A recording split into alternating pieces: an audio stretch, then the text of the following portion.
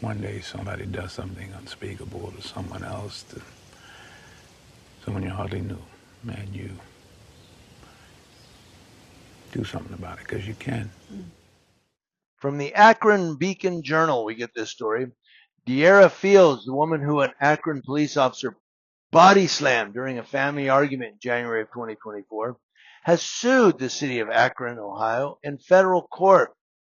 The suit, filed by Fields' attorney Imokai Okolo on Friday, also lists Akron police officer Thomas Shoemaker, Sergeant Timothy Schmiegel, and Chief Brian Harding as defendants. This sounds familiar.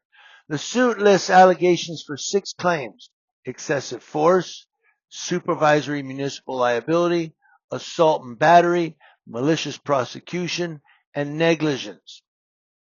City of Akron spokeswoman Stephanie Marsh declined to comment, of course. The Beacon Journal reached out to Okolo for comment on Saturday, but has not yet received a response back.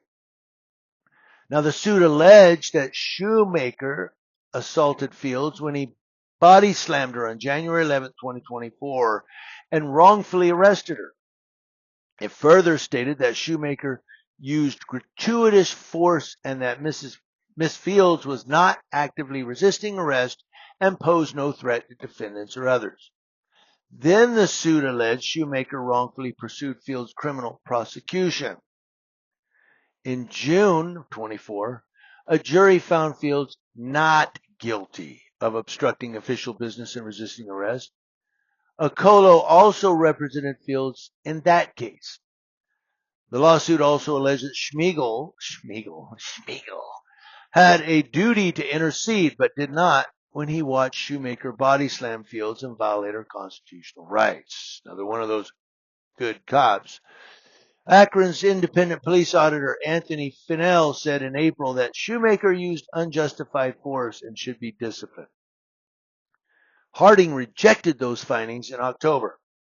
The lawsuit said that as Shoemaker's direct supervisors, Schmiegel and Harding, were aware of Shoemaker's misconduct but took no action, failed to impose reasonable discipline, failed to follow chain of command, failed to document the instances of misconduct, and or otherwise abandon his supervisory duties.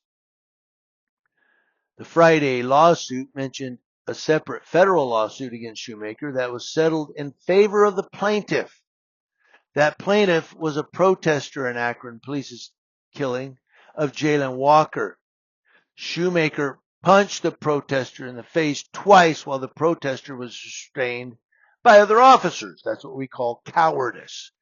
The recently filed suit listed separate incidents that it stated exemplify how the city of Akron is aware that its officers engage in violent behavior that involves excessive force in violation of the Fourth Amendment, which disproportionately involves African Americans. I believe it. Because of conduct by Shoemaker, the Friday lawsuit alleged Fields suffered injuries and damages including, but not limited to, physical injury, adverse consequences for attending court proceedings, emotional trauma and distress, loss of reputation, loss of liberty, and other damages set forth in this complaint. The loss of liberty, that's a big one, Fourth Amendment. Fields seeks money damages and a jury trial, the lawsuit said. And let's go. I hope she gets paid off. I hope Akron goes bankrupt. Sorry, I do. I hope the city goes, I don't know that they will, but I hope they make it rain for this lady because, it's always interesting to me. It's always interesting when you get a police officer that blatantly violates the law, punches this guy twice while he's being restrained, and he's still a cop. He doesn't get fired. Hey, you don't do that. Okay, we'll do it again.